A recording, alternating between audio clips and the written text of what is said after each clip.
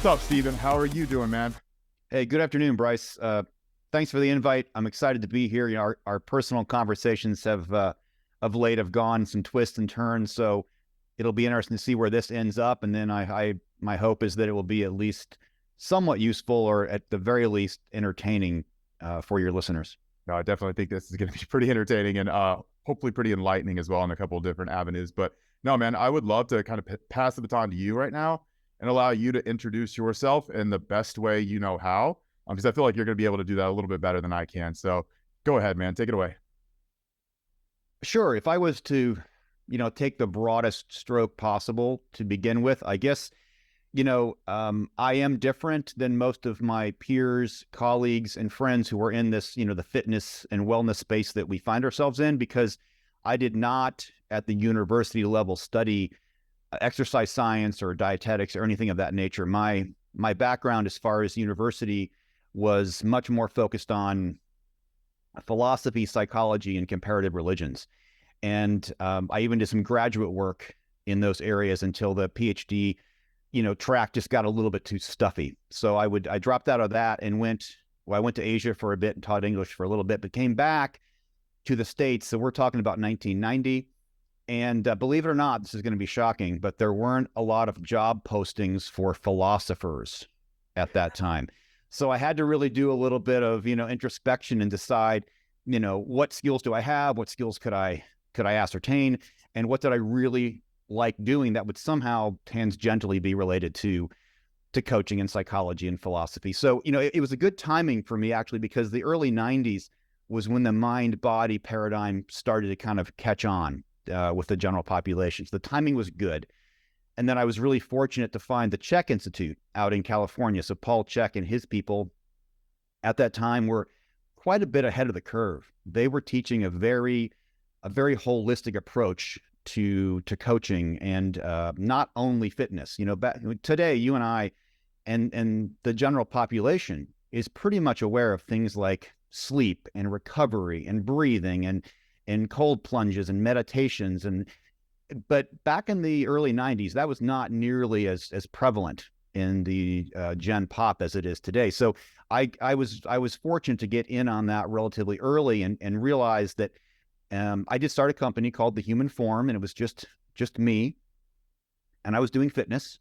But every 6 months or so, I would find out and test and educate myself on a new modality. And anything that I found useful to me, I would pass on with my clients. So nutrition and lifestyle redesign and NLP and conversational hypnosis and different kinds of body work, et cetera, et cetera. Just keep piling on the different modalities. And as you know, I'm sure the transformations, were more than just physical. It's not just adding muscle and getting lean. It was mental, emotional, and even spiritual transformations happening with the clients and with myself. So that was just, I was really in my element there. My wife then joined me soon thereafter. My soon-to-be wife joined me in the company. And then if we fast forward 32 years or so, the Human Form is alive and kicking. We've got a facility now. We've had our own facility for about 20 years now in the Upper Arlington, Grandview, Columbus area. We have a handful of coaches that are fantastic. We service our clients in a holistic fashion, primarily with strength training, but we do corrective exercise. We've got massage therapy. You interviewed Lauren Miller just a few episodes ago. She's a coach, massage therapist, performance coach, and a dear friend. She's fantastic. We also work with clients just from that holistic perspective of everybody is an athlete in terms of the sport of life. And so we try to hit all of those different avenues to help them. And then my personal coaching these days, I guess, could be categorized as three different silos. I do still work with the body in terms of fitness, strength, and conditioning. I also do some somatic body work. So I do Be Activated, which works with the nervous system, and Reiki, which deals with the energy systems. And you were kind enough to volunteer to be victimized by that combination recently. I appreciate that. And then I guess finally, for lack of a better term, transformational coaching, where I get to engage with clients in an exploration of, say, the origin of their experience of life moment to moment, and then a remembering about who they are foundationally. So it definitely vibes into that sort of spiritual exploration, and to see people and experience people recognizing that and becoming authentically free. Those are the kind of transformations that I get to, to work with people toward. And I mean, it's just, there couldn't be a better job for me. I mean, I couldn't imagine anything better. I absolutely would continue to do this work if I had, all the money in the world. So I'm blessed in many ways. Yeah. You mentioned that I was able to kind of go through your coaching, what a session would feel like, and what that was like, and how you operate in person. And for me, that was very enlightening in a few different ways. But I wanted to go through that just so I could understand what you do. I could understand how you're able to integrate all of these different, extremely different variables and aspects and modalities into your current coaching. One thing that I have always struggled with in terms of the coaching space that I'm in, where it's very much more competitors, it's very much physique oriented. Like you said, it's the build muscle, to get leaner, step on stage for a single moment, perform in a competition. It's just strictly about performance, and it's about aesthetics. And anyone who is in this world for more than a few months realizes that there's a lot left to be desired. People come into this world and they're seeking one thing, and they realize that finding that thing is not fulfilling in any capacity, and they're kind of emptying their spiritual bucket, and maybe you would say, to fill their physical bucket. And that's always been something I've struggled with as a coach, because I can do a phenomenal job with a multitude of clients, and I can kind of see them becoming less happy with their life because of that, and it's not super fun. It's not fulfilling as a coach to see that, to feel like you're contributing to that. And like I said, that's been something I've struggled with for quite a while. But going through your coaching, being able to experience that session, it was incredibly interesting to see how you were able to combine the be activated, which we can talk about here in a second, what that is, because I'm sure a lot of people have no clue what that is. The Reiki, which that was my first experience with Reiki, and obviously the strength training and in the more performance-based, I guess, traditional method of personal training that most people would be familiar with. So I definitely want to break these down and break your philosophies down one by one. Maybe we start with personal training and strength training and resistance training, because that's what most people are going to be the most familiar with. It might be easiest to conceptualize. And then I want to jump into be activated, RPR, what those modalities are, and then maybe bounce into Reiki. So you want to take the reins there, because I'm sure that you have quite a bit to say on both, or all three of these.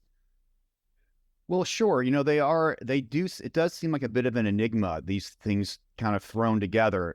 But at the same time, it really all falls under the mind body, Yeah. And so, for many folks, in our world, entering into we'll just call it the spiritual, however we want to use the term, Yeah. journey, for a lot of people, especially those who are in the physical culture and aware of their bodies, it makes a lot of sense to jump on, say, the merry-go-round through that avenue, through the body.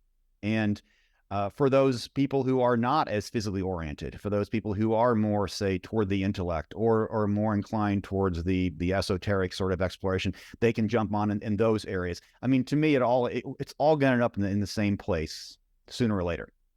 So you jump on where it seems most comfortable, and then we just kind of layer in. We always say there are lots and lots of rabbit holes here at our facility, and we can, we don't shove anybody down anyone in particular. We let you look around, peek over the edge, and when one looks better and safer, you go into that one. But certainly, as far as overall transformation goes, it is easier for most people to relate to the working out, because we know we have to work out. Fitness is generally recognized as, one of the major markers of our maintaining our health, of our body and well-being. So they know they have to do it. They don't always feel the same way about having to look at, the essence of their soul, which can seem a little bit overwhelming, right? But it really does all blend together in such a nice way. To change our mental emotional state, we can use the body. We can, go after and subdue the nervous system and drop into that parasympathetic state, which we'll talk about with both Be Activated and Reiki. As you know, moving the body, especially in my experience, cardiovascular training, can change the hormonal makeup of your body for the rest of the day. So you can change the way your mental emotional state feels by using the body. There's no doubt about that. So often my clients will start that way in terms of getting the body feeling better. And in addition to things like strength training, just making sure they're hydrated, just making sure that they're covering their very, very basics of the B vitamins and the magnesiums and the D3, K2, all of those that most people are depleted with. And those simple shifts that are bigger wins with very little effort is where we usually like to start. And then, of course, with the physicality stuff, we're a bit of geeks. We do assessments and we measure forward head posture and pelvic tilts and all that kind of stuff that some people really like and some people doesn't matter as much. But we want to get the body moving as efficiently as we can, so the stress on the system, the overall physical stress, even just of gravity, is reduced. And then, of course, when people are hunched over and they have forward head posture, they're walking around, they're used to it now, mind you, that they don't recognize how much they're struggling just to move, just to ambulate, just to breathe. And so as you open them up and get their body moving better, breathing improves, anxiety naturally lessens. I mean, it's a cascading effect of positive results from just modest, changes physically. So absolutely, the body is a great place to start that way. And as most people already accept, they need to take care of themselves. Oftentimes, we will start there.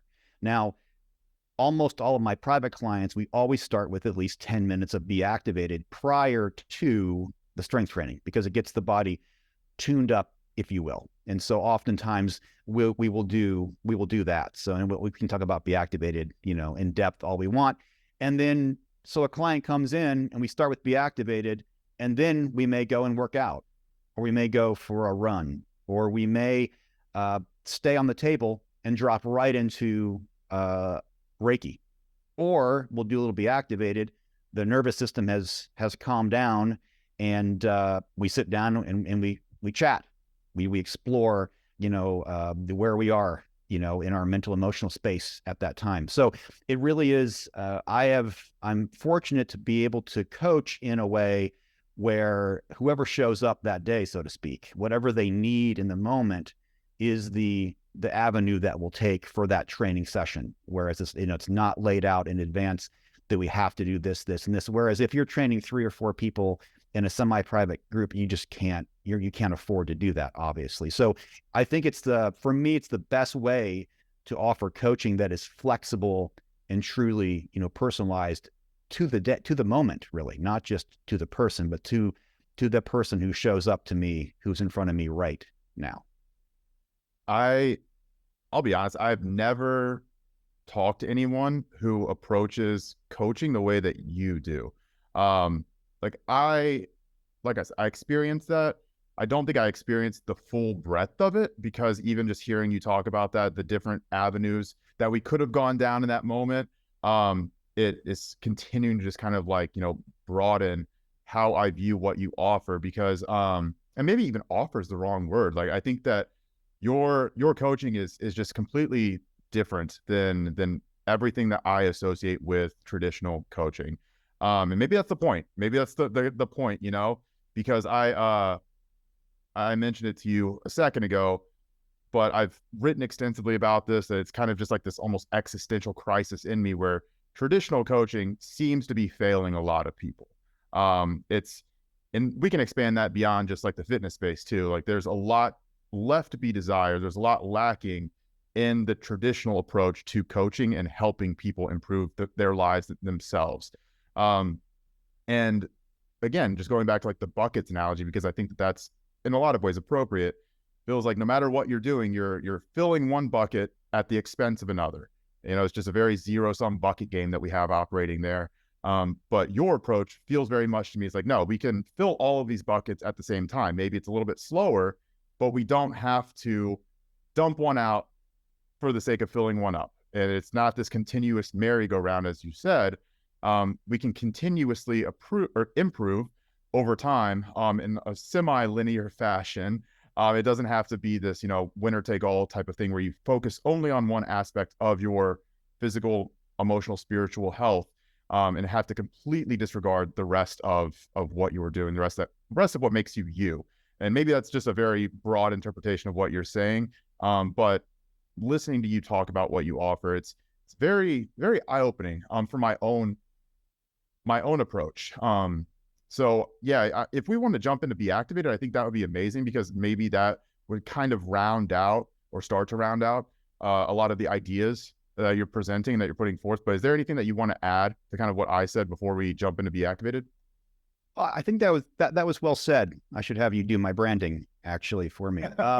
I do recall you talking about, if I heard correctly, some of your competitors who may be doing extremely well in terms of their onstage performance, but becoming more and more miserable, right? And that's very much, I think, in line with most of my high level CEO clients. They have achieved a lot. I have a lot of clients who, by materialistic standards, they've built multiple companies, sold multiple companies. They have a great family and kids they adore. Basically, they have everything they ever wanted, and they thought they'd feel differently. Yeah.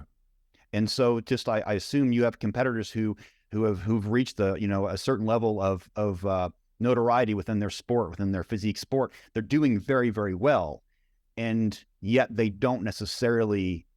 not able to enjoy that success. And so my work with all these people is simply that you were looking for something in the wrong place. You were looking in the materialistic world for an internal feeling. And so we set a goal, and it's so common to do this. It's just a simple misunderstanding. We set a goal in the material world in order to try to feel something, which is exactly backwards, because I call them dirty goals versus clean goals. So dirty goals would be goals that we set. I'm going to win this competition. I'm going to get my PhD, whatever it might be. Doesn't matter what it is, so that I will feel validated to myself or others, so that I will feel accomplished, so that I will be a good person, so that people will admire, whatever it might be. But it's a setup, because we all know it doesn't work that way. It might work that way for a minute or a week, but eventually, usually sooner than later, we recognize that, that didn't quite do it. So then we mistakenly think, maybe I need to win a bigger competition or get another degree. We keep pushing toward the material, but the truth is we can never get enough of what we don't really need. And so clean goals, on the other hand, which is what I like, it's the goal setting I like to do, is a relationship with goals where we come to realize that we are already in this moment whole, complete, and perfect. And from that space, what then seems really neat to do, be, or have? And if I'm already whole and complete, and for whatever reason, I think it'd be really cool to do a physique competition, that'd be really cool to go after that with everything I've got. And it's clean. So there's nothing riding on it. You can go after it with everything you've got. And if you do well, it's awesome. If you don't do well in however we're judging that, you're still good, right? You're not putting the pressure of this goal with making you feel something. And what I have found is that when people have clean goals like that, I'm already whole and complete. Now, what do I want to do, be, or have? Just because, well, why the fuck not? It's a life. Let's go after something. It's fun to go after something. But when you realize that the result says nothing about you, about your value as a human soul, then you're playing with the house's money. There's nothing to lose. Everything is only to gain. And what I find is that people generally are much more successful because I don't think anybody does better with a boot on their neck and having to rely on their performance to dictate their value to themselves or others. So it's a win-win situation when we clean up the foundation of our goal setting. And that's why there's a spiritual element to every endeavor that we take. When foundationally we're clean and foundationally we're solid and we're whole, then we can go out into the world and play hard.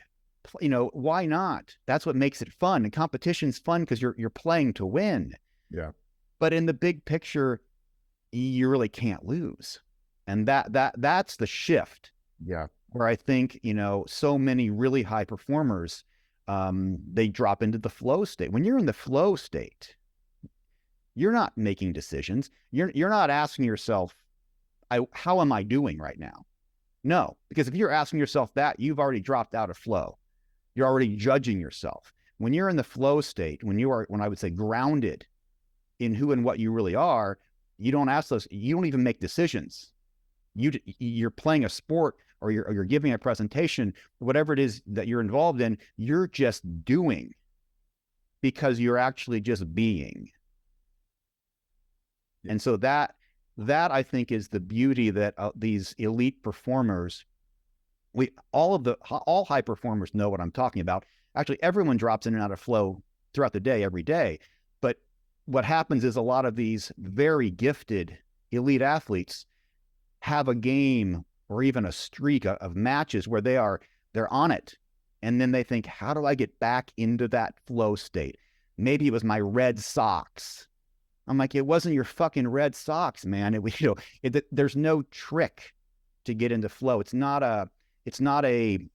a realization model. And when we truly begin to realize who and what we are, we can drop into flow with much more effortless frequency. And from there we can play. We can play in life, we can play in our sport. And that I think really is the essence, being able to fully play, enjoy ourselves, and oftentimes it increases our chances of success, say in the wins and loss category as well. There's a lot that I could add or ask questions about there. I really, really like the clean versus dirty goals. The way that I've always viewed goal setting or motivations in general, it was just levels of hierarchy. And the idea being you always want to get to the lowest level. You want to figure out what the lowest, deepest level of your motivation actually is. You want that like subconscious root of what is driving you, because you can always ask why. Like, I want to win this competition. Well, why? Well, because then, other people will view me as successful. Well, why do you care about that? Oh, well, because, like that is associated with, meaning and purpose in life. Well, why do you care about having meaning and purpose? Like, you can always ask why. And eventually you'll come to this ultimate realization and figure out like what is actually driving you. What is that lowest level of hierarchy for you? And that would be for you, like the cleaner, I guess the cleaner aspect of what the driving motivational force is. But, it's very interesting because I want to ask you here in a second, about some of your religious beliefs, because you had mentioned you studied theology in college, and that was definitely a big aspect of your life. And I know I've been in your office before. There's a lot of religious artifacts, to say the least, religious artifacts. Maybe you can describe those here in a second as well. But just talking about goals in general, I'm someone who I would describe as a very, very high achiever. Like I'm extremely, extremely motivated by success, and not as much material things, but just the idea of success. Like I'm very motivated by that. Like I'm very driven to achieve and accomplish those things. But exactly what you said, every time I've found a success in life, what I would deem to be a success, it never feels like I've achieved enough once I get there. And I can't really relish in those accomplishments whenever I do get to that point that I had set out to achieve, because by that point, I've already moved the goalpost further. So there is an aspect of what you're explaining here is you're not chasing the goalpost. You're not trying to get closer. You're bringing the goalpost to you. Like you can be on the 50-yard line and you just bring the goalpost to you. And that's something I don't think I've ever really thought of before. You know, maybe abstractly, I've had that same idea before, but it's never really been something that has seemed tangibly possible. Because for me, I've always just viewed myself as someone who needs to accomplish more, do more, find more success, make more money, create more life experiences.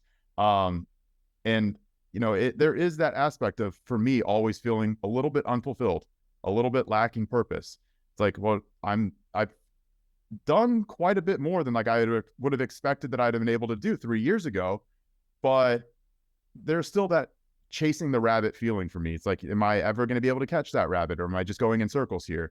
But I highly, highly, highly agree with you that there has to be a better way. And that better way definitely feels like getting deeper, figuring out what that cause is, what that drive is, and bringing the goalposts to you rather than continuing to chase them. Now, if you want to add something to that, you can, or we can just talk about like your religious beliefs and underpinnings. Well, I will say that my initial, I would say, self-development, self-improvement back in the days when it was like cassette tapes, right? Was Tony Robbins. Yeah, live with passion, Tony.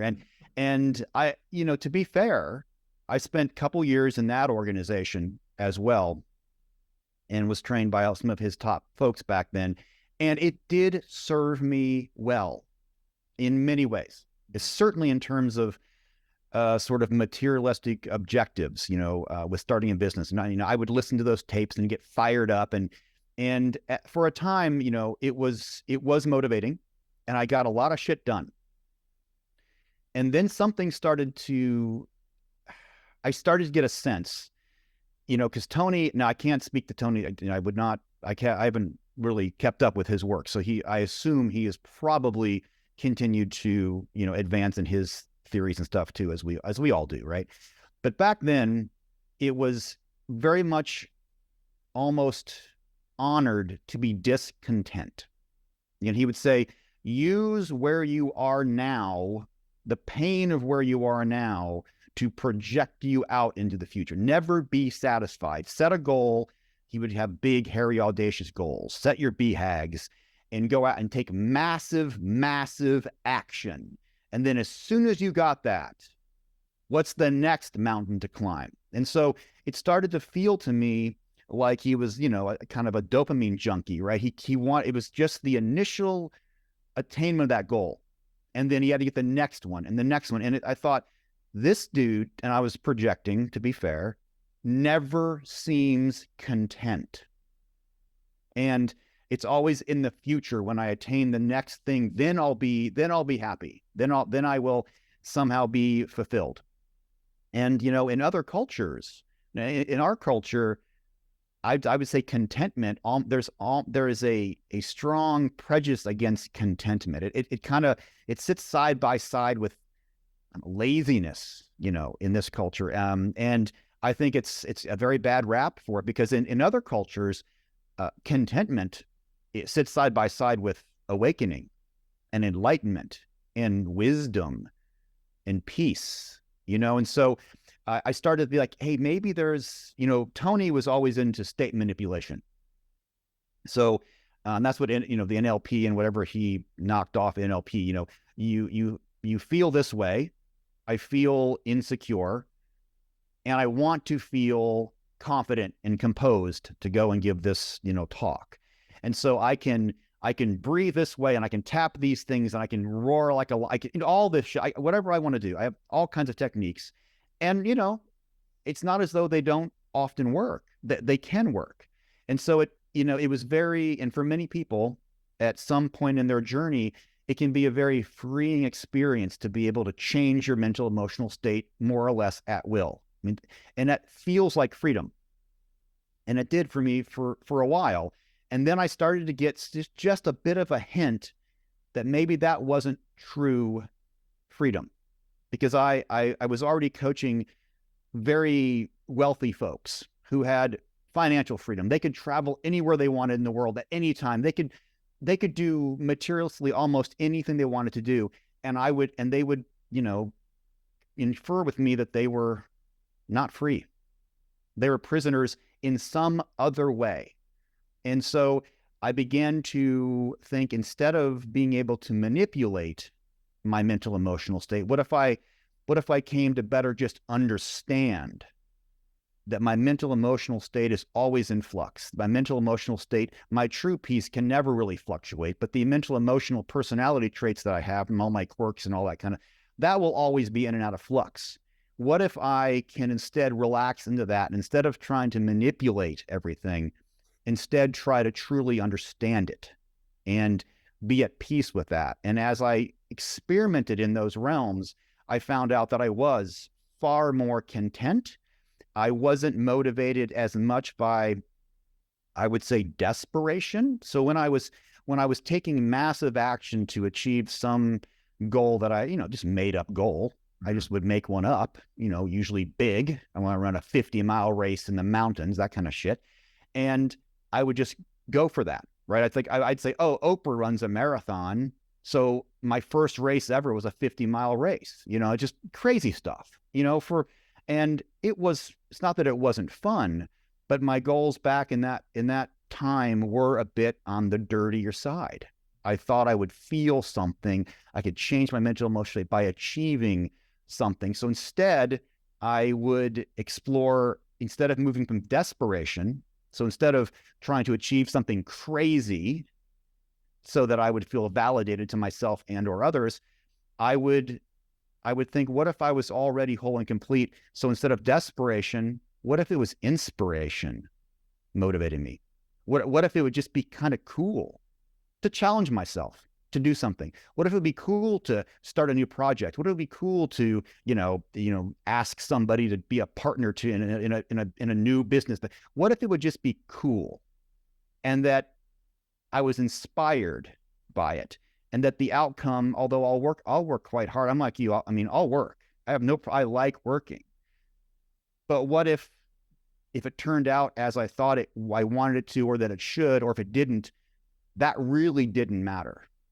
It was actually the fact that I was inspired, and I let inspiration pull me towards something, instead of desperately trying to avoid or push away whatever uncomfortable, insecure feelings I had, and trying to validate that through the material world. That's great. I couldn't have said that better, honestly. No, that's really, it's really enlightening in a lot of different ways. And the more that I hear you talk about this, the more that for me, I feel that kind of sense of direction being lost in a lot of ways, and I'm someone who I would not describe as content in any capacity. I actually had a friend the other day who we were having a conversation, and she asked me, like, do I feel content? Like, do I have any sense of contentment? And honestly, like, it's very hard for me to say that I do. That's just one of those states for me that has always felt a little bit jittery. Whenever I start feeling a little bit settled down, things start to fall into place around me. I'm like, all right, there needs to be a little bit more chaos, right? Like I need some action happening. So I've always kind of just sought that out. And like what you mentioned about Tony Robbins being more like that dopamine junkie, like that feels very much like me. Like I just want to feel something, right? Like I need that. And I've always kind of intuitively felt like, for me, it was more of like a spiritual lacking. And I'm not religious. I grew up religious, and I grew up in a religious household. I feel like the way that I was brought up put me off to religion in a lot of ways. And I feel like that also happens with a lot of other people. I'm not religious in the traditional sense. I would definitely more so say that I have a spiritual leaning. Like I like the idea of believing that there's something more, but it's not faith-based. Like I don't have the capacity to blindly have faith in anything. I don't think, which is one of the reasons why I've been very drawn to a lot of Eastern philosophies, a lot of like the Buddhism, even like Hinduism, which Hinduism I would consider to be more of like a classical religion with believing in deities and things like that. But yeah, I think we were even talking about like, were we talking about Taoism? Yeah. So I would love to hear you explain your philosophy of religion, spirituality. Maybe you can go in different directions on each of those. I'm sure you know a lot more about religion and spirituality than I do. But your thought process is so different than mine, and I'm sure a lot of other people's that would maybe be listening to this. So I would love you to expand on kind of some of your beliefs, maybe some of your background as well. So where you have been able to get to where you are now. Sure. Of the three, Buddhism, Hinduism, Taoism, all I find fascinating. Buddhism was my initial draw. I was turned on to Alan Watts when I was in high school, and that sent me on that path. And I've always really enjoyed him. Now, Buddhism, some people consider Buddhism to be more of a psychology than a religion. Yeah. And it really depends which country you're in. And the beauty, what I love most about Buddhism is that, it really, of course, the Buddha didn't have any inclination to start, Buddhism, as Jesus Jesus wasn't a Christian, that whole thing. But he really was just like, people are suffering. Let me figure this out so we all can figure this out. And he wanted it to be useful. And so one of the analogies that is often used that he would talk about in whatever capacity was that if you have a canoe to cross over a river and then you have to climb a mountain, you ditch the fucking canoe. You don't take the canoe up the mountain, right? So any sort of framework, any sort of spiritual understanding in terms of on your journey, they're all tools. They're all frameworks, and you use them to the extent that they are useful, and then not to be afraid of dropping them to whatever capacity when they're no longer appropriate for where you find yourself. You can always build a new canoe if you cross a new river, right? But I like that, and not being into that that sunk cost fallacy of I've spent so much time learning about this and studying this and if once you get to the other side, you're already on the other side, and to haul the canoe with you it weighs you down. It weighs you down. And so a lot of people I find want to hang on to different belief structures that have served them up to a certain point, but no longer serve them. So the ability to be present to what you most need is something I've always enjoyed about Buddhism. And Buddhism also looks extremely different in different cultures, as it's supposed to, because again, Buddhism is supposed to be useful. And so I have never fully understood the draw of, say, in Columbus, Ohio, we actually have a Tibetan black hat Buddhist, group, which, to the cultures are so dramatically different from Tibet to Ohio. It just doesn't make a lot of sense to even suggest or impose those sort of realities of a Tibetan culture onto ours. So you'll see the perfect example would be that if you go to, say, a Nepalese or maybe even a Thai restaurant, you may see an image of a Buddha who is starved. His ribs he's skinny as fuck. His ribs are showing, and that is representative of when the Buddha was going on the far side of the aesthetic movement, where he was, hating his body and such, and starving and fasting extremely. And then you go to a Chinese restaurant, and you see a big fat Buddha with all the kids all over the place, right? Yeah. So the Chinese have taken it, the volume of the belly of the Buddha, and he's smiling and kids. It's more family oriented. The girth represents, success and wealth.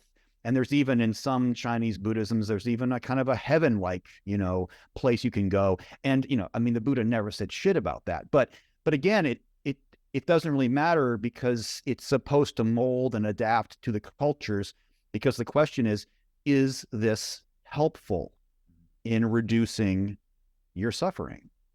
And if it is, then that's great. And so it will, of course, look different in different cultures. Hinduism, on the other hand, is such an elaborate system of deities. And my favorite thing about Hinduism, which wasn't my focus as much as Buddhism, but what I loved about it was just the variety of deities and how each and every one represented a different aspect of Brahman or of God, of the divine.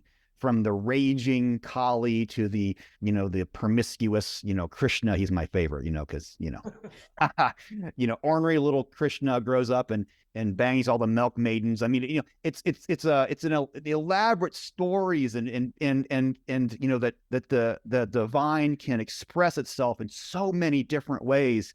And that's not only true, but it's good. And so if we are in that image, we of course will have a wide variety of expressions, and it's all divine. And then Taoism is such a cool way of looking at it's so much more subtle. There are no real deities. It's the flow of life. The Tao, they say the Tao that can be spoken is not the real Tao. There's nothing you can really say. The essence of the flow of, it has to do a lot with nature and being in tune with the rhythm of life and aligning yourself such, that, Alan Watts, one of my favorite quotes he would talk about was with Taoism was it's like the art of sailing versus the effort of rowing. And we so often find ourselves rowing hard against life, usually against the current to make something happen, when instead we can study the tides, study the winds, adjust our sails and move in that direction. More of a, Taoism uses a lot with not, wu wei means not forcing. So learning how to not force life and to get into the flow of life. And it's a beautiful surrendering and acknowledgement of where life is going, and more of an intuitive, instead of the our culture, for all of its good stuff and benefits, our rugged individualism and the idea of making something happen and the idea of, the illusion of control, is something that as we let go of that and drop into the flow of life, there is what my clients initially, they don't really know what I'm talking about or believe me, but there is an effortless effort that can start to imbibe your life where you're not making things happen. You are in the flow. You are directing things, you're pushing energy modestly in a certain direction, but damn well that there are hundreds of variables that out of your control. If it works out, it's not because you did shit. It's that because all of the variables and everybody else's own stories all, coincided just right. And you're like, holy cow.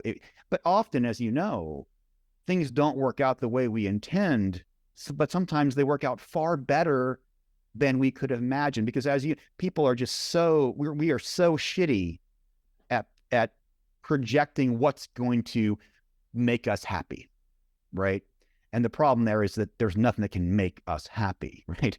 And so we imagine these scenarios and we try to make them happen, and then if by chance it works out that way, we still don't feel as we thought we would feel. So this is the circle we keep going around, and it's beautiful because we'll keep going around and around again until we get it. I often tell people, look, you're going to be presented, as we all are, with the people and the circumstances to show you where you're stuck. Someone gets you might like this one. I can't remember if I shared this with you on our last meeting, but I've been working on a word called futu. No, did I share this? Okay, no. So futu, Futu, it's a combination of fuck you and thank you. So here's the definition, right? The paradoxical mental emotional state of being triggered by someone while simultaneously feeling a sense of gratitude for being shown where you are not yet completely free. That's Futu, motherfucker. That's really good. I like that. So like that also makes me think of like in the English language, there are a lot of words that we don't have to capture, especially like emotions and state of being, that other cultures and other languages do. And obviously I don't have the wealth of knowledge whenever it comes to like Eastern cultures that you do. So like, talking about like whether that's Indian or Chinese or just, Southeastern Asian in general. But I would imagine that you could probably echo that and like speak to that point a little bit better than I can. But that's something I've noticed. It's like there are a lot of words that we just seem to lack in the English language. For as much density of words as we have, there are just some things that seem to kind of fall through the cracks. There are, and again, languages are so fast. I mean, there are some languages, German, for example, just smashes words together. It's really, which is kind of interesting, and I studied I'm illiterate in like 7 languages, including English, barely illiterate in English. I studied just enough Russian and stuff just to not be able to say anything, that can be comprehended. But languages are beautiful. And certainly languages like Sanskrit or on my arm there, on Pali, the symbolic languages of the Buddhist scriptures initially. And then there are the sounds, the Om that we're all vaguely familiar with, if not more, the sound of the universe, so there are languages where the actual in the tonalities and the vibrations of them themselves can work to evoke, say, the vagal nerve system to help us calm down. So languages, our language, is all language is going to be limited, right? Because we're using form words to try to express the formless. So all languages are gonna fail, regardless of which ones they are, and fall short. So we just try to fail as gracefully as we can, because we want to talk about it, right? We want to experience and share and delve into it. But we are actually talking at the outermost levels about something that is beyond the mind. Mm-hmm. And our minds always will try to conceptualize and categorize. Minds do a great job of that. And in certain contexts, I never want to have anyone misunderstand that I'm shitting on the intellect. The mind is, we look around, every cool thing that's ever been created was first an idea in somebody's mind. And then some freaking engineers were able to take, stardust from dead stars and create the minerals and build. It's fucking amazing, right? And so the mind and the intellect is fantastic in certain contexts and for certain jobs. But when we're talking about things that are beyond the mind, and there is a place, I believe, well beyond the mind, where we already are centered and calm and peaceful, and we can point toward things. I use metaphors and analogies because I don't have the skills of, say, Rumi or other mystical poets. Poetry in any language, of course, it's not the words that are on the page. It's behind the words. It's between the words. It's the sense of those words. And so, that's why the sort of mystical poets, have such reverence and skill in moving us with their words, because it is beyond the words, as the truth they're pointing to is beyond our traditional conscious mind. That very well said, very well said. And just kind of going back to what you said about like the words having a little bit more, there's more form to specific words arranged in specific ways. They move you, like there's a force behind them. That force moves you. And that's something I've definitely gotten into writing a lot more. I think that I sometimes struggle to communicate what's actually inside my head, what I'm actually feeling, what I'm actually thinking, unless I have the opportunity to really like look at what I'm writing, what I'm saying, and analyze it and look for the right word for the right state of being, or like to match what I'm feeling, match what I'm thinking. Sometimes it's a fucking process, like sometimes I'm looking at a sentence trying to communicate something that's inside my head, and I'm like, that just doesn't look right. It doesn't feel right. And I might look at that for an hour, just like changing words up, changing the sentence structure up a little bit. And finally, I'm like, you know what? That's exactly what I want. That's perfect. That's how I feel. That's what's inside my head. I can move on now. But a lot of people don't have that ability, whether that's, time is luxury. Being able to write well is a luxury. Having like a breadth of linguistic abilities and, like being able to use a lot of different words. Like I would say I'm good in that spectrum, like probably better than some people, but in terms of my ability to like focus on my thoughts, I'm definitely a lot worse than other people. You know, there are some people that can just block out all of that noise and chatter in their head, and they don't need an hour to look at one sentence and find the perfect word because they just know what they're thinking. They know how to say it, they know how to communicate it. That's something I've really struggled with until I started really putting a little bit more of a concerted effort into writing. But because I've done that, I feel like I appreciate good writing so much more now. And I definitely have, like, you know, some of my favorite authors, and every once in a while, like, I'll read a sentence, whether that is, you know, in a book, an article, and, you know, a newsletter, whatever, and you feel that force behind it. You're like, holy shit, like what the fuck? How did you come up with that? Like, how did you pull that out of your head? Um, but like just the power of words and the power of language, sometimes it's like it actually shocks you a little bit because of how beautiful it can be, and like how someone can take a thought that's in their head, put it into a medium of communication, and then like stamp it inside the head of someone else perfectly. Like, obviously that's its whole own meta breakdown. But you know, like that's always really, really blown my mind in a lot of different ways. It's been something I've been extremely envious of a lot of different people who had that ability. I don't know if you know who this is, but there's an author named Maria Popova. Okay. Um, Right. she writes a newsletter called Brain Pickings, and she like just throws it out there all the time. Just probably the best wordsmith I've ever seen. And I mean, it is sometimes just absolutely astounding. Like, again, just hits you with like that force field.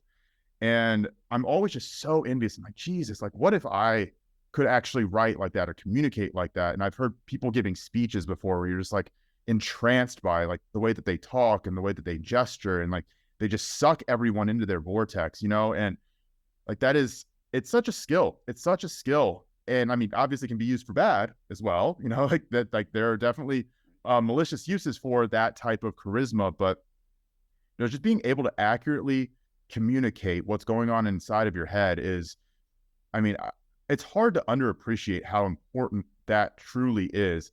And I know for myself, just, you know, again, to reinforce this aspect, I struggle with focusing. I struggle because I'm always all over the place. My brain and my attention is being pulled in a million different directions. I really have to almost drop into that flow that you were talking about earlier to be able to focus on one line of thought to the point that I can really pull out what my true thoughts and my true beliefs and my true state is in that moment. Whereas other people maybe have that switch more quickly.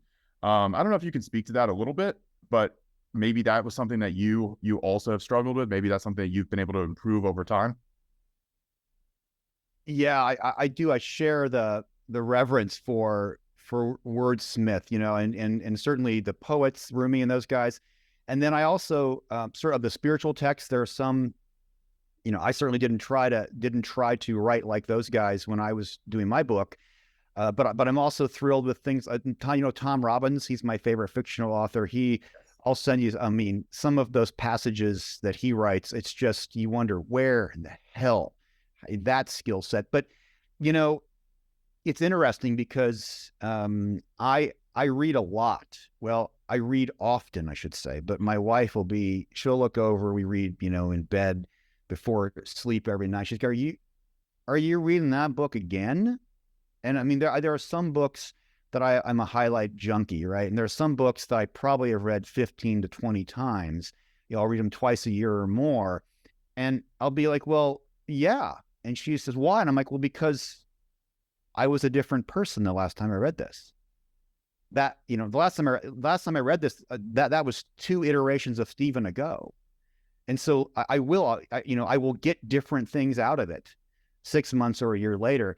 And that to me is really a relief because I know that it's proof to me that I am, you know, still moving and growing, and I am being pulled forth, you know, with some eschatological realism, like the desire, you know, to be pulled into growth, you know.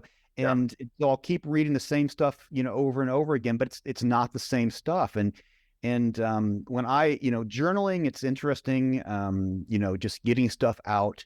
And then there's also there's also a form of writing that one of my teachers, Adyashanti, often would suggest, which is not writing a single word until you know it's true. And so you talked about, writing one sentence. Oh, how do you, but spending some time with a sincere, discipline of only writing down what I know is true. And so it's a lot of self-inquiry and fooling around with words and letting them sit and being, being diligent in that practice.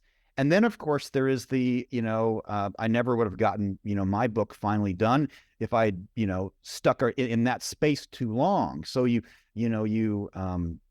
when I was writing my book, do you know Rob Bell? Are you familiar with Rob Bell? Yeah, yes. Love, he was one of my writing mentors, and, he turned me on. I would look up these traditional, like you, I'm sure when you start a new venture, you look up best practices, of how to do this venture. And then of course you ignore most of them, but it's good to know what they are before you ignore them. And I was so glad to find him, because I would read, sort of the scribe people, they'd say, the perfect book title has 4 to 5 words and has this cadence to it and has all this stuff to it. And then Rob would tell me, look, if 5 years, 10 years later, your book title still makes you smile, that's the right title. And they would tell you, look, you gotta have your avatar. You have to know their name, their gender, their age, their job. You have to, and you write to that person. And I was like, that just doesn't feel authentic to me. Yeah. And so he told me he's got, I don't know, 12 bestsellers. He said he never, ever once thought about an audience. Instead, and this is what I took on, what do I have to share? What do I have that may, who knows, be of use to somebody else? And how can I share that in a voice? Nothing I've ever said is original, truly original. But when I'm saying it, it's original through me. Mm-hmm. So my own, personality flavoring, what is it? How does it come forth out of me?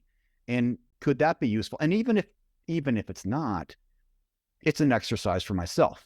Yeah. Bringing that forth, creating, because I know you well enough already to know that you're a creator.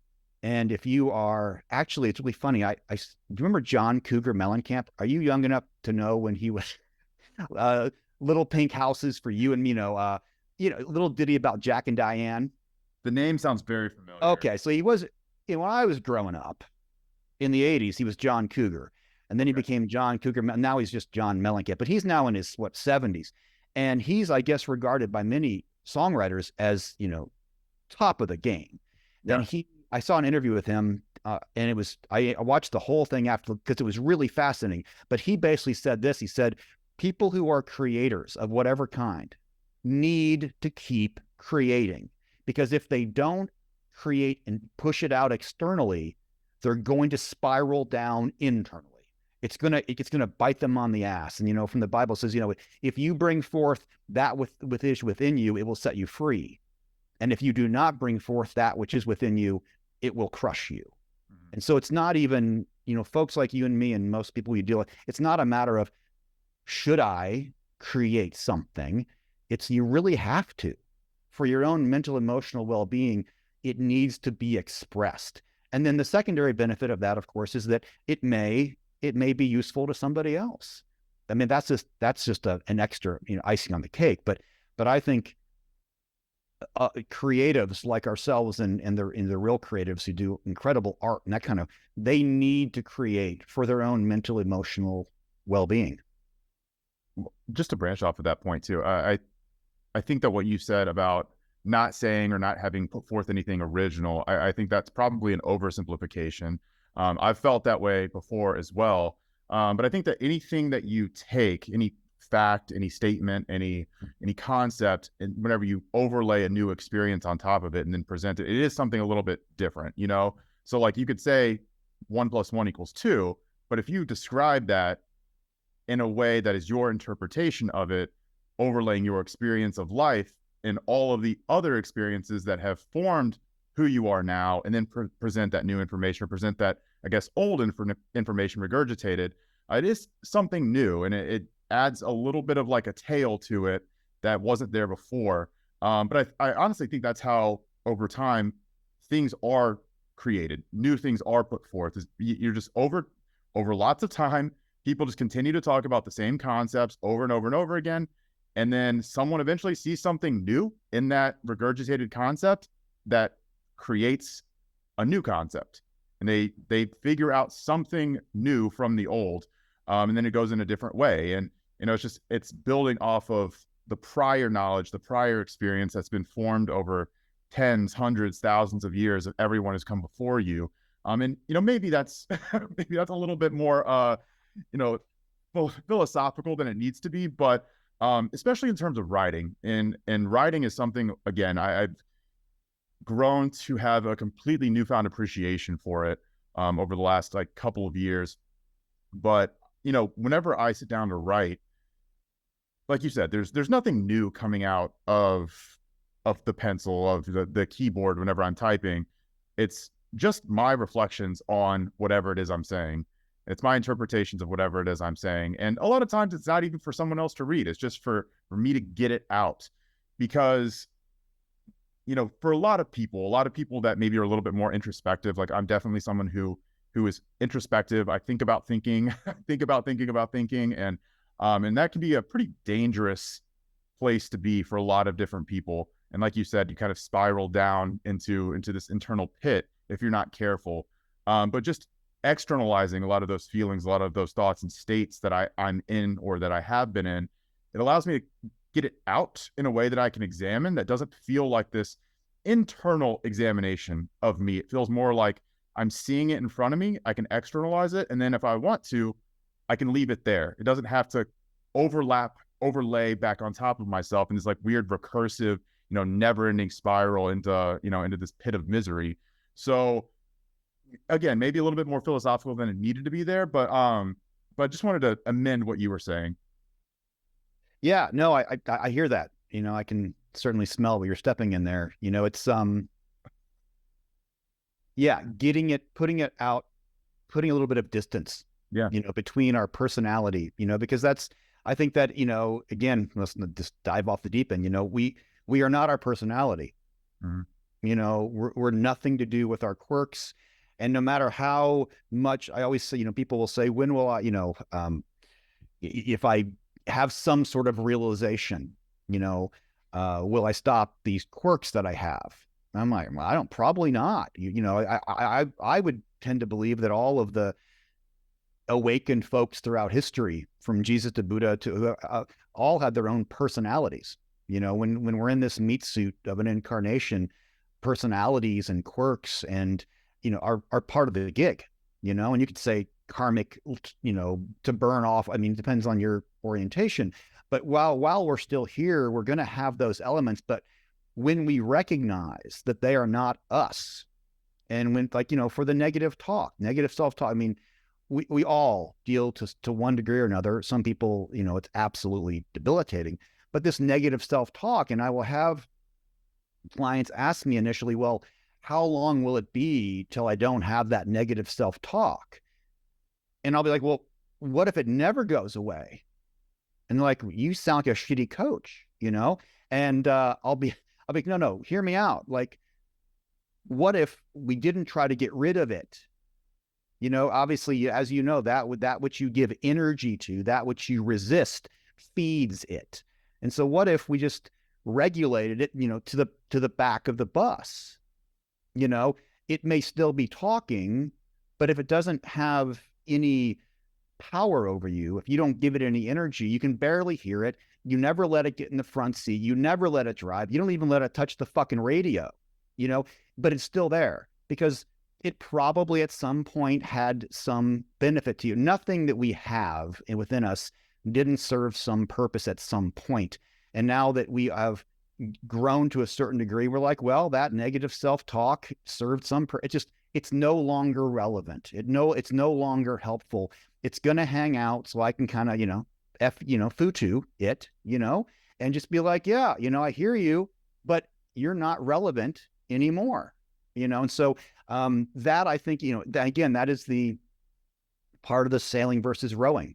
Instead of trying to get rid of things, just understanding them. I will say that I always prefer a realization of how things work than some technique or protocol to change something.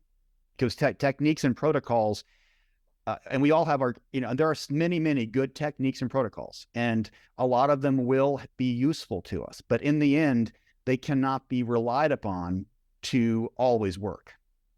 Whereas when we have an understanding of how things truly work, that realization will have implications that are immense and vast, and things will more naturally drop away and fade into the distance that no longer serve us, instead of us actively going out and the idea of self-improvement.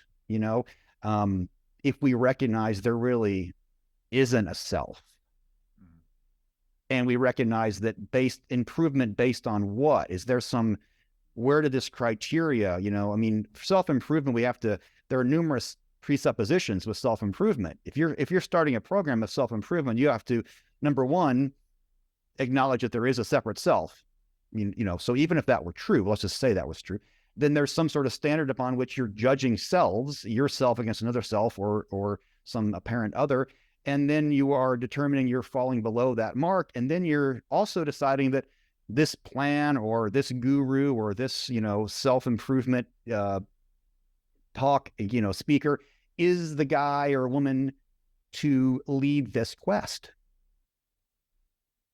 I call bullshit on all of that. And I've tried it dozens and dozens of times and had variable results. But in the end, the realization that, there is not a self to improve. There is a self that is created, an ego that is created, and it's useful to kind of bop around on this rock with all us other apes, for now. I mean, it helps, to be, but in reality, we are just all one consciousness, and we are just expressing ourselves as individuals. And if at the foundational level we know that, then we can get back to just playing whatever game or games appeal to us for whatever reason. We don't have to justify why we want to get on stage, and in a little bikini. We don't have to justify why we want to, start an orphanage in India or have a McMansion. There's no justification needed. If we're grounded, we're just doing shit that seems cool to do, to try it out. And why not? I mean, as far as we know, we're here for a blink of an eye. You might as well just do shit. You might as well, experience as much of the spectrum. Now, of course, most of us would prefer to be on one end of the spectrum than the shitty end of the spectrum. But why wouldn't you want to at least taste all the freaking flavors, of life? Because who knows how many rounds we get, but, I wouldn't risk it. So while we're here, when we have a base foundation that is solid and pure, we can play all out and just really, really do and get involved in anything we want with no real risk involved. Oh, that's amazing. That's amazing. I really like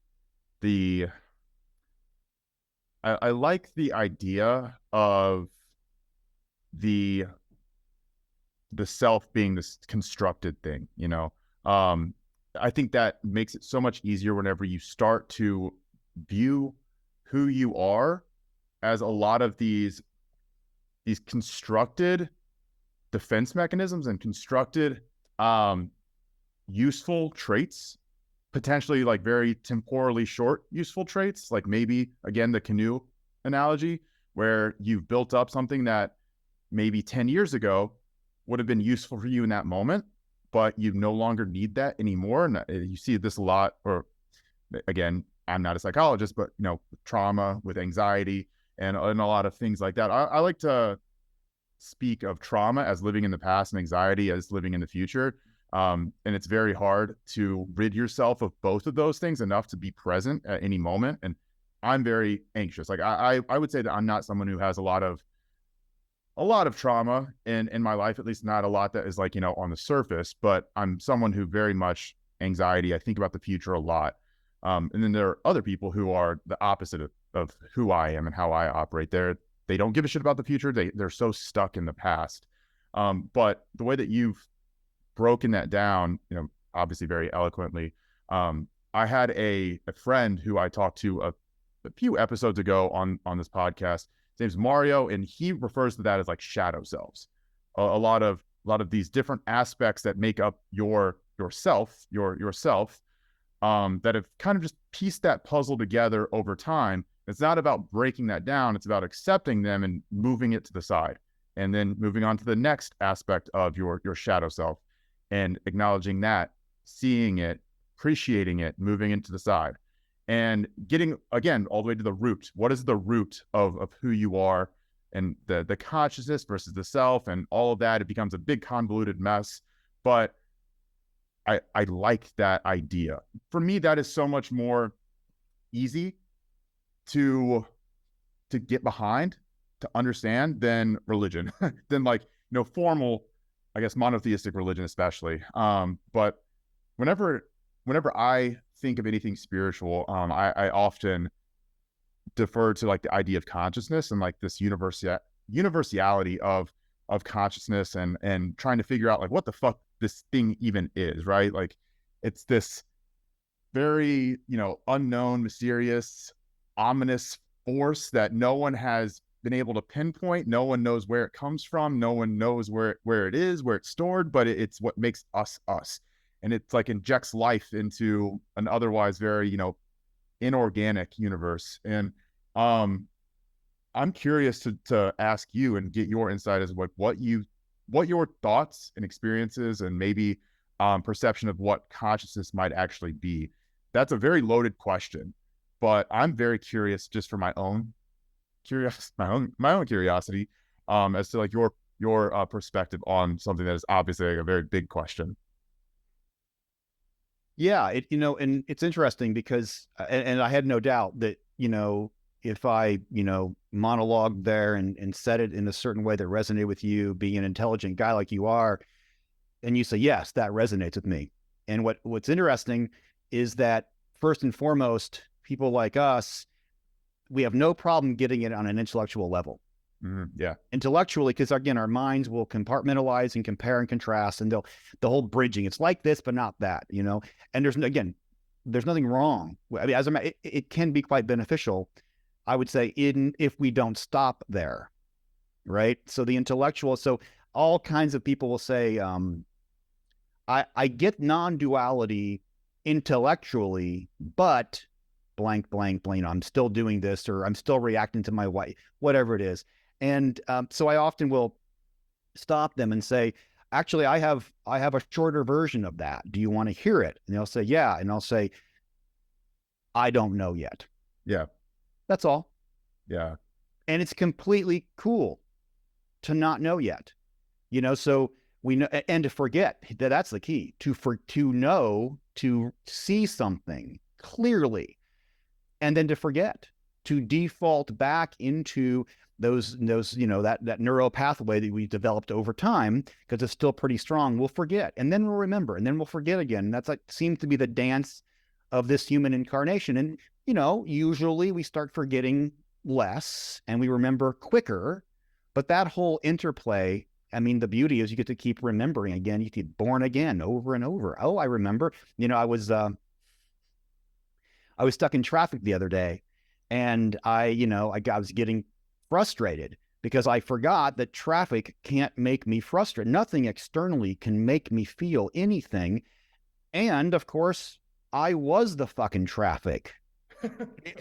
It was, I mean, I was given a talk the other night, and I ended, as I often do, just, diving all the way in, not really giving a shit, about the intellectual understanding, because someone asked a similar question. And I would say, from my perspective, we are all one. We are all one ocean of consciousness that is expressing itself moment to moment as 7 point whatever 9 billion different waves. that all have unique characteristics, but we're all still the one ocean, and that we are not separate entities moving around in this world that are at odds with other entities, that are at odds with nature and with the world itself.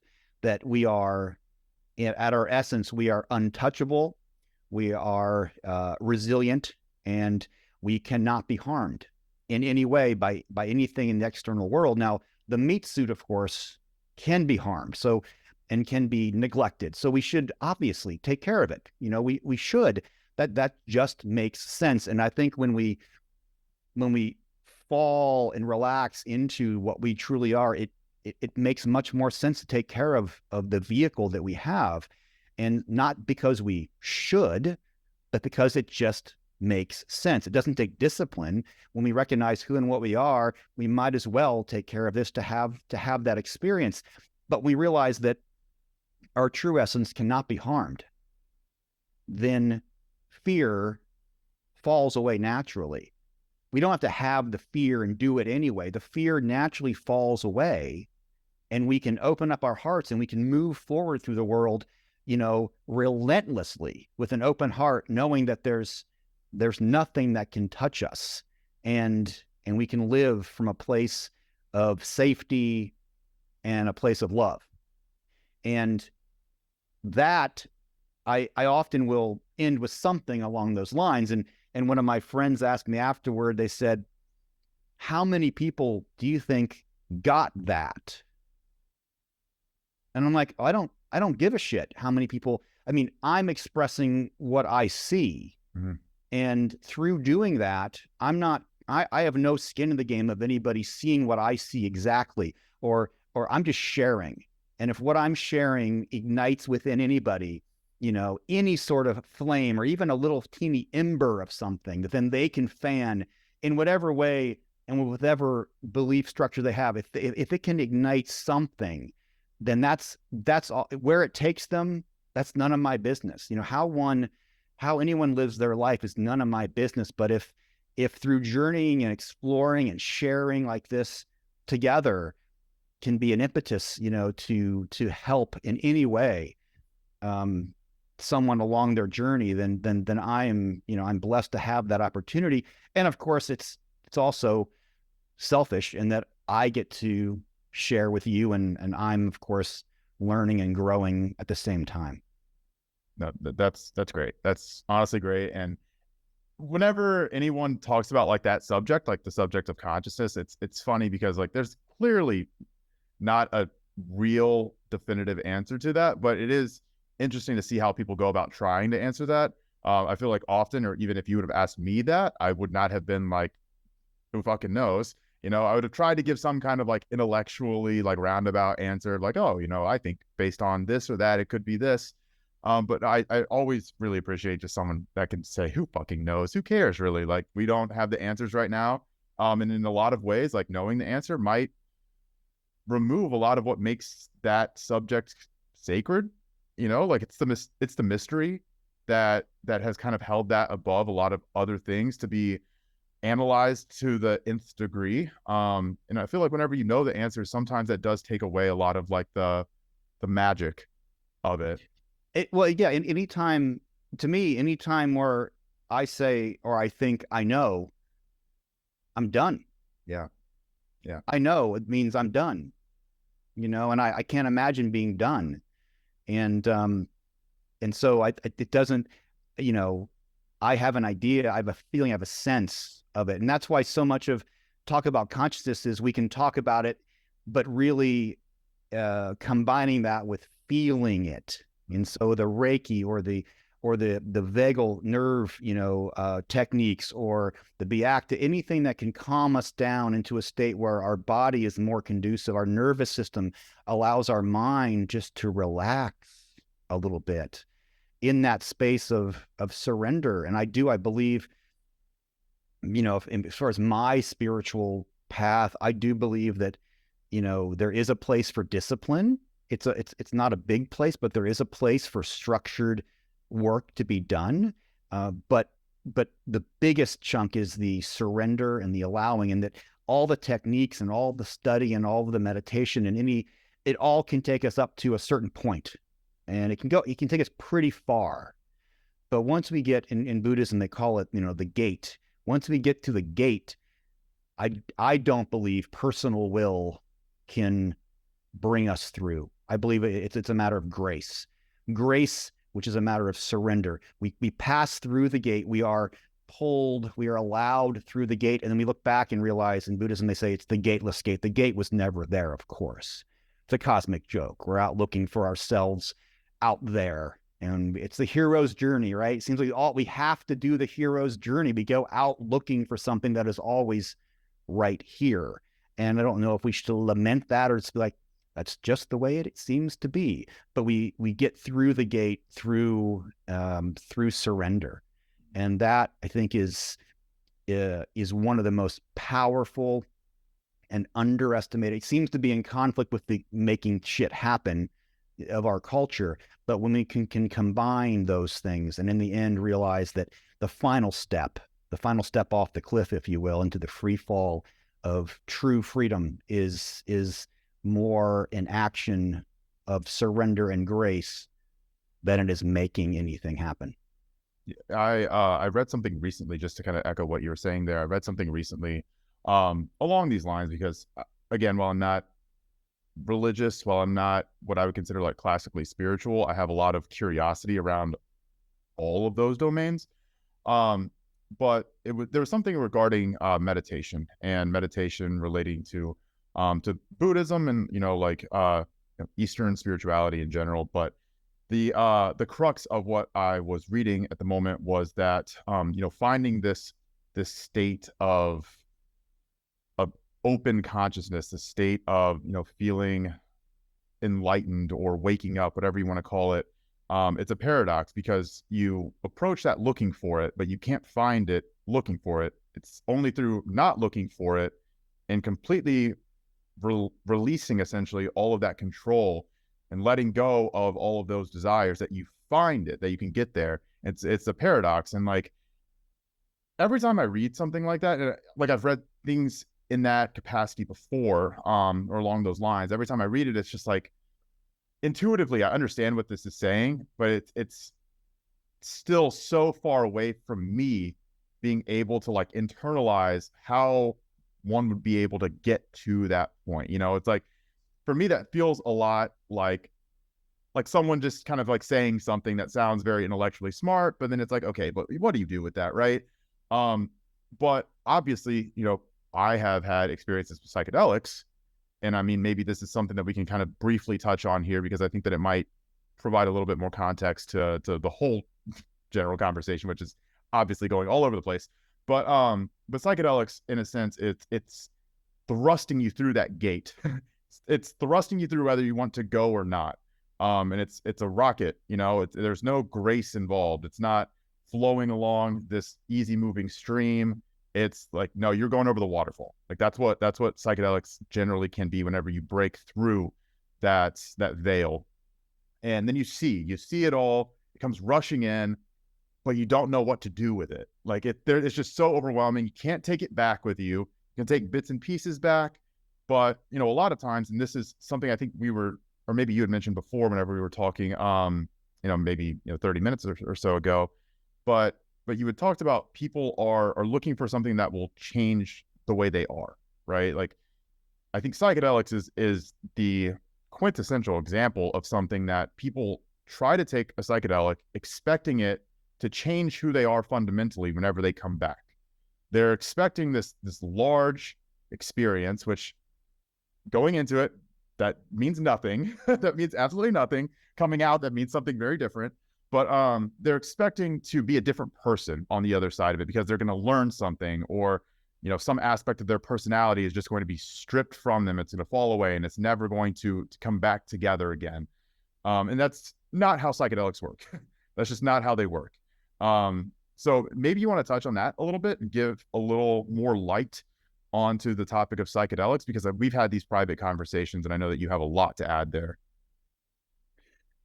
Yeah, I'm a fan of responsible sacred use of entheogens, psychedelics, and the pseudo psychedelics, that we talk about. And I have a lot of friends who, have dedicated their lives to that particular service. And it can be a peeking behind the veil of, and when you recognize that, depending on the substance you're taking and the amount and all the other prep work and setting, people can have incredible experiences from union with God to seeing through who they thought they were, to to revisiting things from the past that they maybe need to make right, things of those nature. I mean, it's quite variable. There are some things that are relatively common, some really beautiful things that are relatively common, which, if not prepared for and given other circumstantial variations, can be quite alarming, such as dying over and over again, and ego death, and those sort of things, and coming back and thinking what is real. And so I love working with clients. I mean, I have a lot of clients who I've seen for a good amount of time, and eventually they do a journey with psychedelics. And things do shift after that. Sometimes, like, oh, now I see what the fuck you were talking about. Now, now I, because, intellectually, I understand that I'm not my body. Intellectually, I understand I'm none of the things that I've created around this ego sense. However, I felt.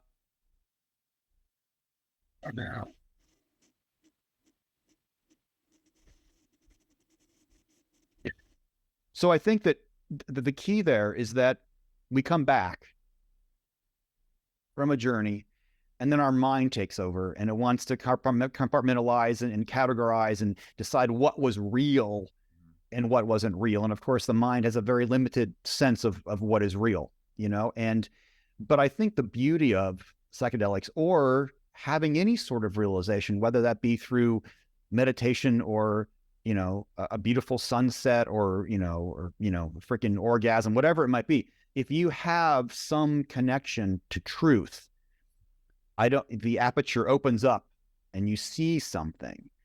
I do not believe it ever closes all the way back down.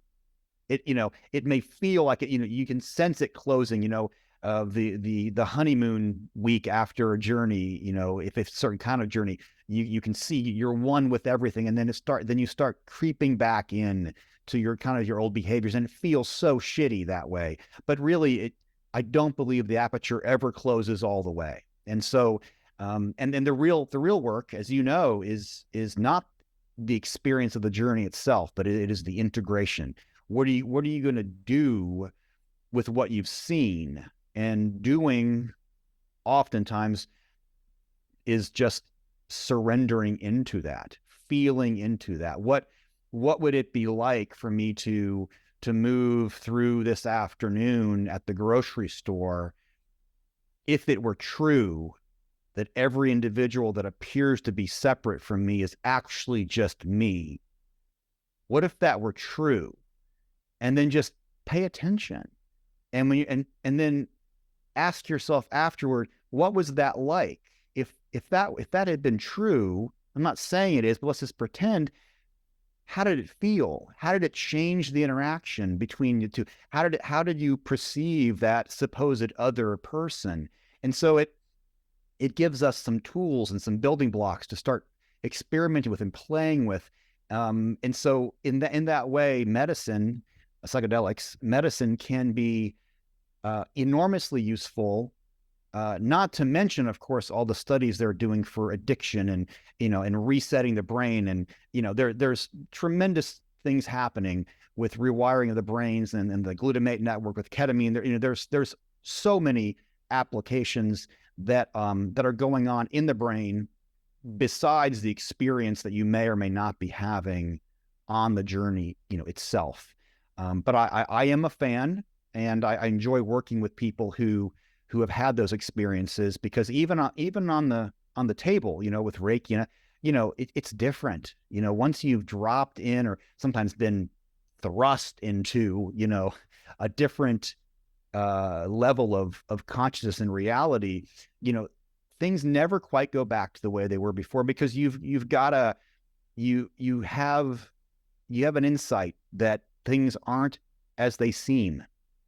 Things aren't, and that can be, if you don't have, say, the right support, that can be very disconcerting. Yeah. Or, of course, it can be really exciting, because not knowing what is real can be, I don't know what is real.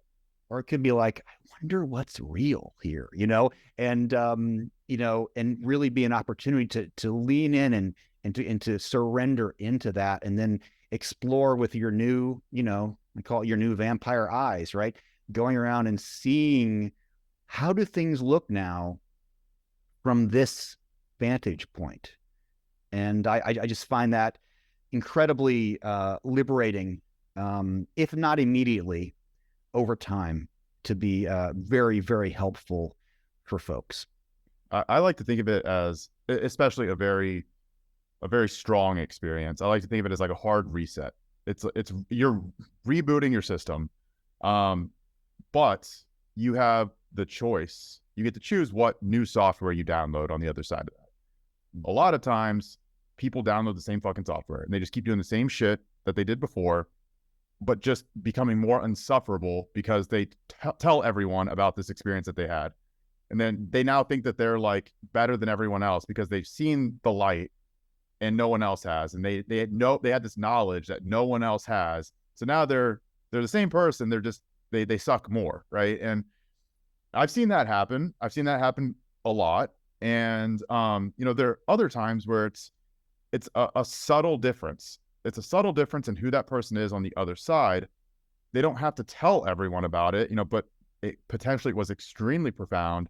And they just start living their life in a little bit different way. And it's like, maybe that new software is 1% different, but over time, that 1% difference leads in a completely different direction in life that takes them completely in a new path. And I like to think that like I was that second that second case. Mine was definitely a very hard reset. I've had multiple pretty big experiences, but there was one that I like to consider, like, before this I was one person, after this I was another person, or I have been another person. That was kind of like the defining point, the taking the road less traveled portion of my life, right? Like, that was where I have one choice, I have another choice, and I'm going to choose this different one. And again, I like to think that I'm a better, different person after that experience, but who fucking knows, man? Who knows? But I will agree with you, though, that like the aperture is never quite closed for me.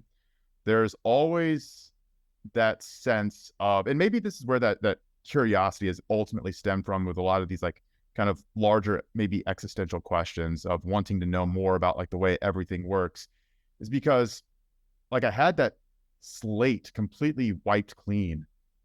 And anyone who has taken a large dose of psychedelics has probably understood what this means.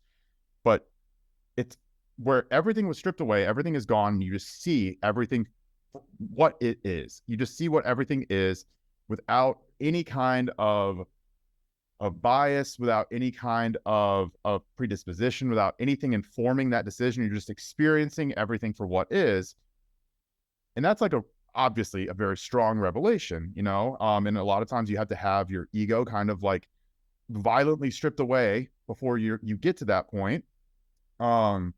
But again, once you have that experience and that's been ingrained inside of you, it's really hard to remove that. And maybe that's why so many people have had those very strong psychedelic experiences, whether that's, I was going to say even MDMA, like people can have those extremely profound experiences of empathy and understanding and love on MDMA, a little bit different versus, an LSD or psilocybin or a DMT or an ayahuasca or anything like that. But, whether someone comes back insufferable, whether they come back enlightened, whether they come back just slightly different, I don't think really that matters in the grand scheme of things too much. But there is an aspect of just having been able to experience something that is so profound, so ineffable, so large, that you don't really know what to do with it. You don't know what to do with it whenever everything kind of builds back to form yourself. And that's something I feel like I've struggled with a lot. And that's been a little bit more of a difficult integration for me over the past like few years of having this very, very, very profound experience, but not knowing where to put that, not knowing what to do with that. Is that something that you've experienced yourself, or maybe that you've seen with other people as well? Absolutely. I mean, there's no doubt, and it's what I like to work with as far as integration with clients. Once they've seen that, and again, you can see it in other ways, but psychedelics is certainly a shortcut at times to be able to see it. And what can happen? The reason it seems everyone wants to, they're nagging the hell out of you because you haven't done it and you have to do it, and they become, apostles for this. Either number one, I mean, it's well intended. I mean, they've seen something, they want to share it with you. So, I mean, I think that comes from a good place. Or, which is very common, the ego can kind of co-opt what has been seen. And all of a sudden, you become an enlightened ego, so to speak. And those can be somewhat intolerable. It's understandable how it can happen. But when we come back from something that is ineffable, our mind, of course, tries to categorize it. And that categorization is ego-based. And so then I become more awakened than I was before. I become a better version of what I was before. And so I think it's a somewhat common natural process, and I'm not, putting anyone down, because I have certainly fallen for that as well. But I think in the end, the real question is, from what I've now seen and felt, how can that be a foundation upon which I can then go and live my life in this relative reality? This is not it. I mean, people who've done enough psychedelics, this is not all there is. There's a lot more going on than what it seems. But this relative reality we find ourselves in, as far as day to day goes, it's the best damn game in town. So how do I straddle the world of the formless and the form? How do I interact with the cashier, who's taking fucking forever and talking, incessantly about how do I deal with that little frustration if foundationally I can sit back, I can rest back and reckon, oh, I'm getting caught up in the form right now, but I know my body, my nervous system knows that this is not all there is. This is not even, a speck of all there is. So how can we use a foundation of that knowledge that is still ineffable, but we know it's true. So how can we integrate? How can we walk that line, enjoy ourselves, create in this relative world with I would say the immense power of the knowledge that foundationally we are untouchable. We cannot be harmed. There's nothing that can touch our origin of love. And when we can walk that line and catch ourselves when we go too far. Now, you can go too far. Well, I would say you can go too far the other way too. If you're stuck in the realm of the absolute, we know people like this that, their feet don't touch the ground when they walk around, and they seem quite happy, but they can't pay. They forget to pay mortgage. It's like, they've gone so far another direction. They still have time here in this relative reality, but they're denying it. Yeah. So to deny either one, once that there are, we'll say there's two, there's not, but let's, say there's two. Once you know that spectrum, to deny either one is to really shortcut and short circuit your overall experience of life.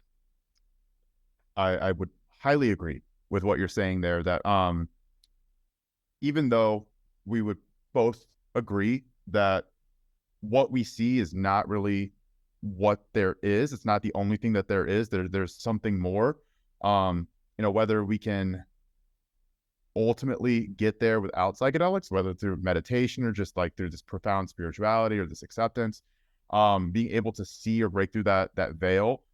I agree with you 100%. There is something more. This isn't just this made up construct of, random electrical signals through your brain mediated by random neurochemicals. It's just there's something more. It's hard for me to believe that those experiences are not something fundamental. And I also think that there is an aspect of not allowing that understanding or that belief to impact negatively your experience that you have here. I still firmly believe that everyone should attempt to maximize the time that they have in this fleshy meat suit. I don't think that life should be this permanent purgatory that you just have to suffer through to get to the other side. I don't think that that's what it should be. I think that there is a reason for us being in these fleshy meat suits, and I think that we should still aim to maximize that experience.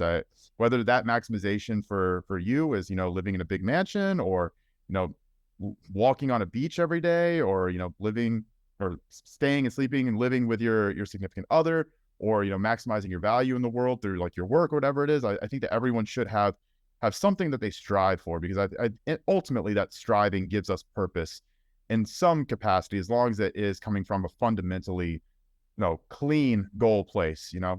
Going back to that, just before we kind of start wrapping this up, I do want to talk a little bit about you mentioned, in terms of psychedelics, making sure that it's done in a safe, healthy, respectful way.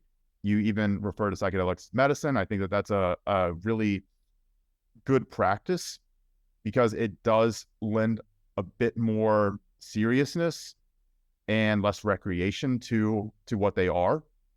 In general, psychedelics shouldn't be viewed as like cocaine or weed, or I mean, weed is even a little bit more beyond that, but like cocaine, or a benzo or something like that, where I mean that's a recreational drug for the most part. Like that's a narcotic.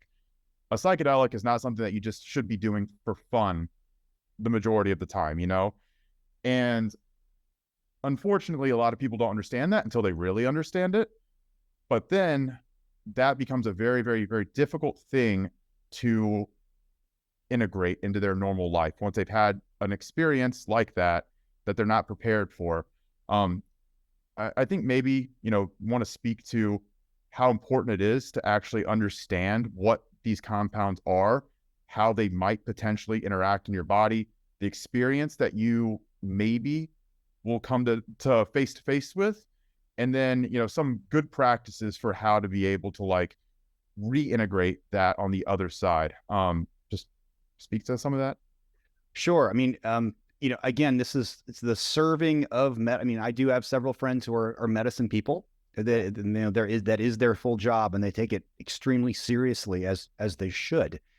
And so, finding, the right person, the right group is crucial, and understanding that it's not recreational use. You're not going to have, a drug experience per se. You're going in there to explore. You're going in there to do work.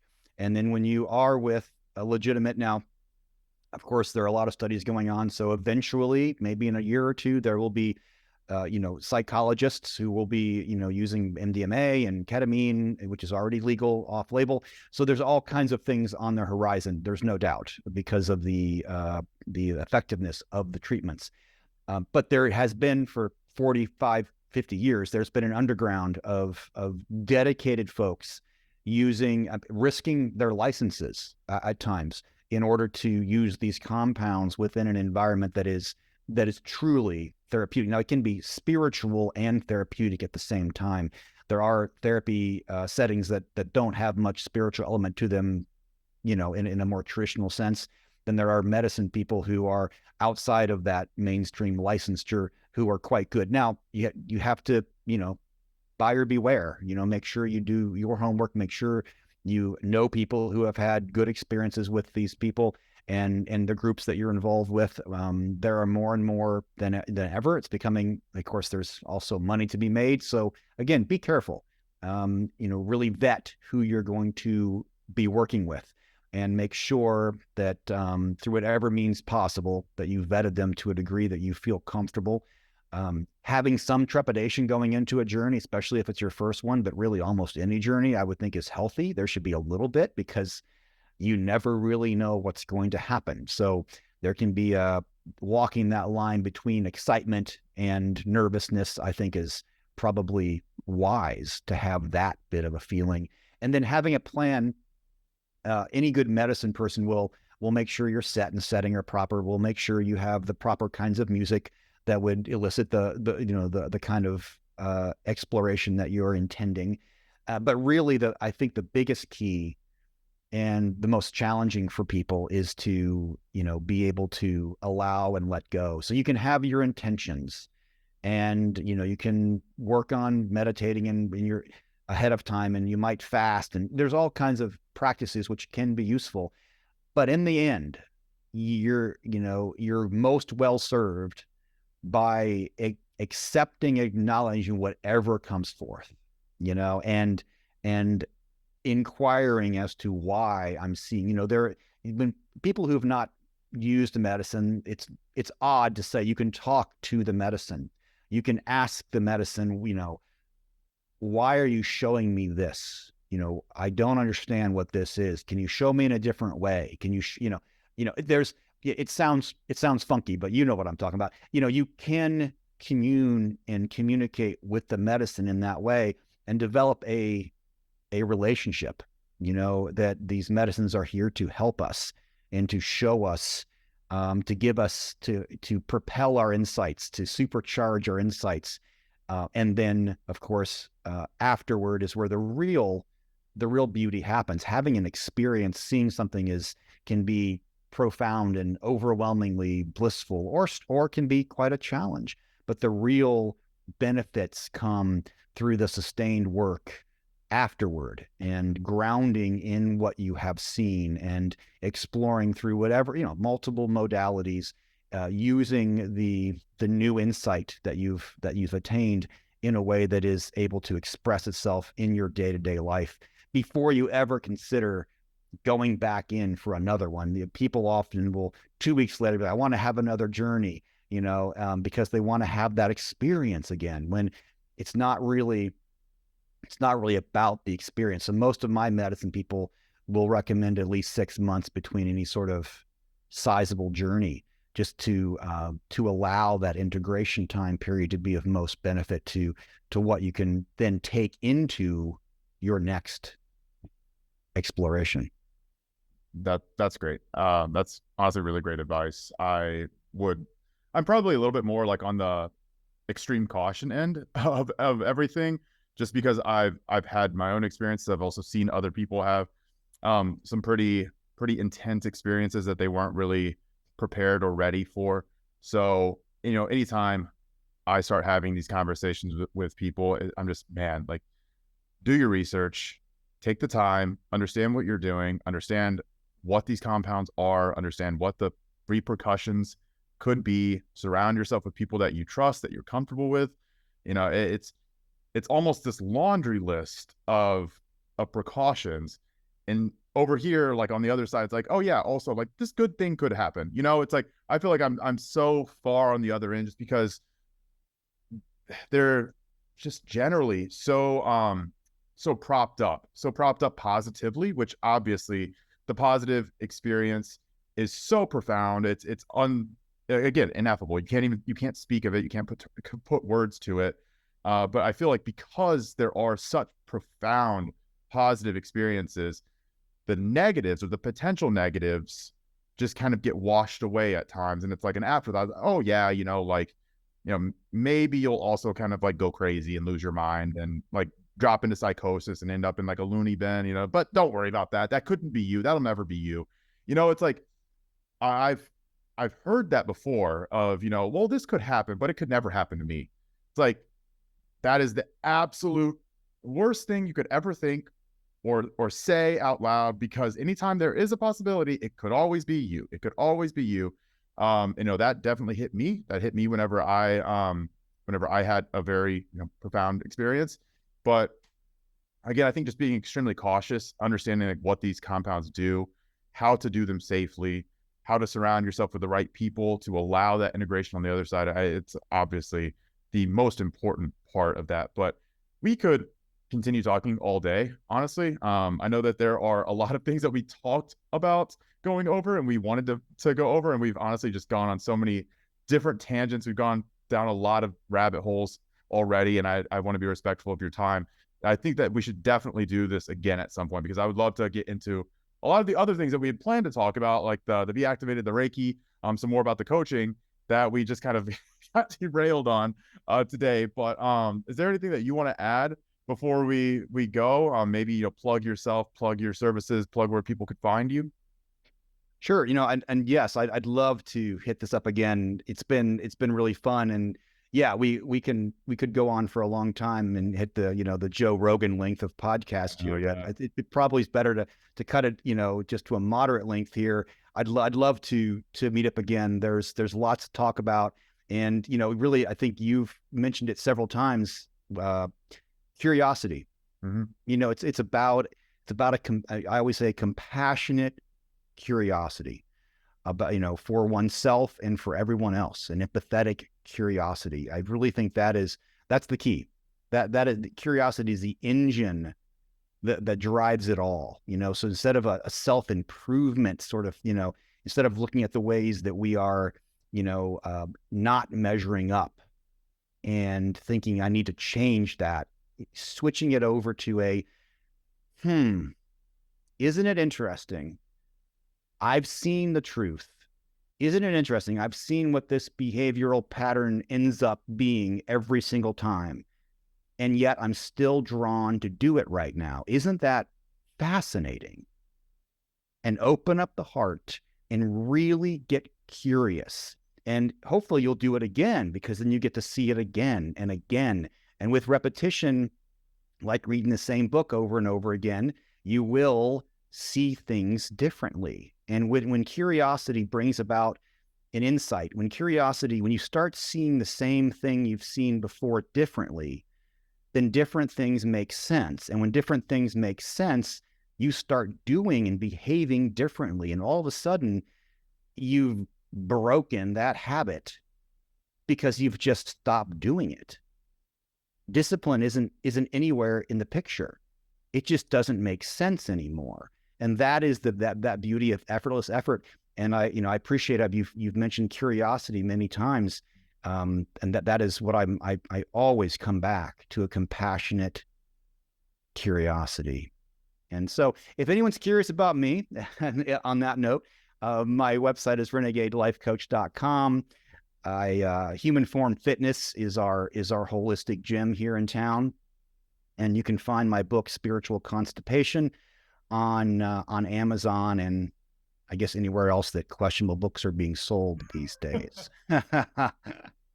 That's perfect. That's perfect. Stephen, I really appreciate your time. Thank you so much for doing this. Oh, it's been my pleasure, man.